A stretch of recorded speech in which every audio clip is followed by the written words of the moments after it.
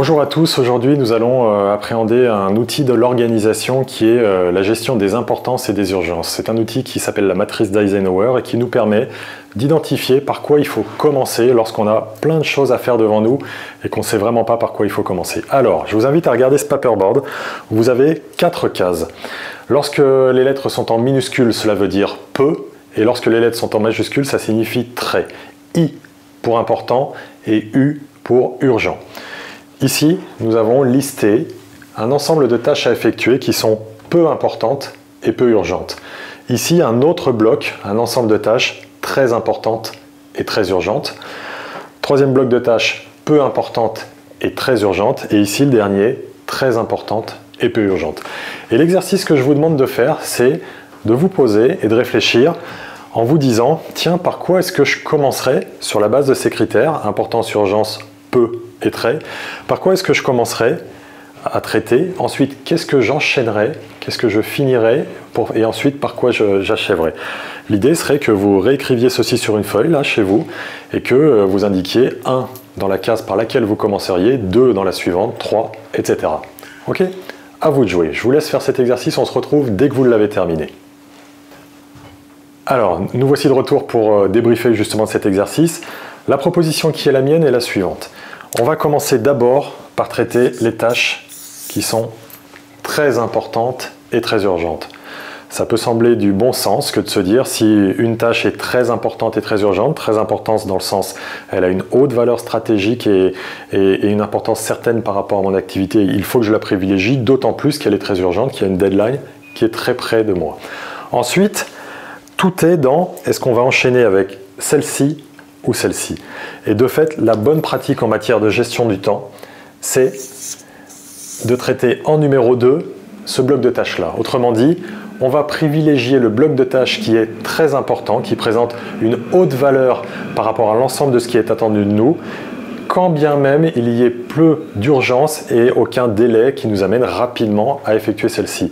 Beaucoup de personnes privilégient le U par rapport au I, c'est-à-dire auraient indiqué un numéro 2 ici, en privilégiant d'abord les tâches urgentes, puisqu'il y a une deadline très importante, très élevée, qui nous est apportée très proche de nous, quand même la tâche soit de faible importance.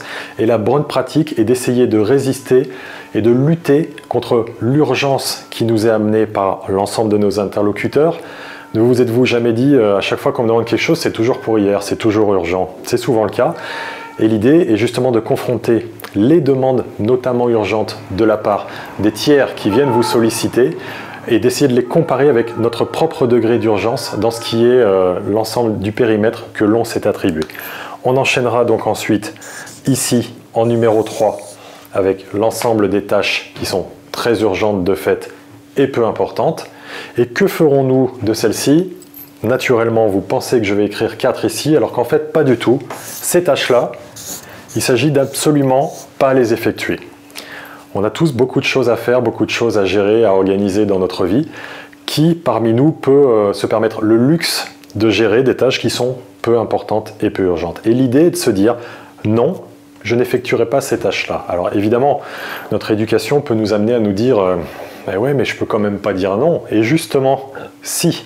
Lorsqu'on doit dire non, on se doit de le faire parce que notre temps est quelque chose de très précieux et qu'on doit le consacrer prioritairement à des sujets de très grande importance.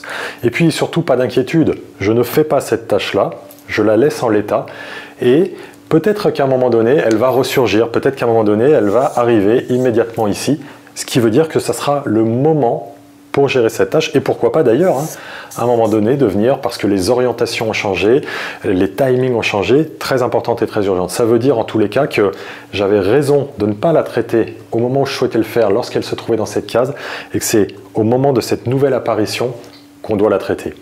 Et puis au final, pourquoi est-ce qu'on doit donner une grande primauté à l'importance plutôt qu'aux urgences? Il se trouve que si je suis en train de vous parler et si ici j'avais une lumière qui tombait, qui me découpait le doigt, quelqu'un ici, je l'espère, me prendrait en charge et m'emmènerait quelque part. On m'emmènerait aux urgences. Je pense que beaucoup d'entre nous, malheureusement, avons déjà eu quelques séjours et quelques expériences dans ces endroits-là. Comment et selon quels critères les services des urgences vont-ils déterminer que je suis prioritaire par rapport à ce doigt coupé ou pas, comparativement à une personne âgée qui vient d'arriver, qui ne se souvient plus comment elle s'appelle, comparativement à un bébé qui est tombé et qui saigne du nez, comparativement à un basketteur qui s'est fait une entorse de la cheville, ou encore un motard qui a un morceau métallique dans la cuisse. Eh bien en fait, c'est vraiment sur des critères liés au pronostic vital et donc à l'importance que l'ordre de prise en charge va être décidé. Et c'est assez paradoxal que ce qui est de l'ordre des importances soit écrit sur le fronton de l'hôpital en lettres rouges sous l'appellation urgence. En l'occurrence, si quelqu'un vient aux urgences simplement parce qu'il tousse et qu'il est très enquiquiné par le fait de tousser, le personnel médical, à juste titre, va lui spécifier que ce qu'il a n'est pas important et que c'est pour ça qu'il ne faut pas qu'il vienne obstruer les rangs des urgences, quand bien même il s'agisse des importances. Voilà, bien discriminer importance d'urgence, traiter les choses au bon moment, ce sont des clés qui nous permettent de mieux fonctionner. Merci à vous.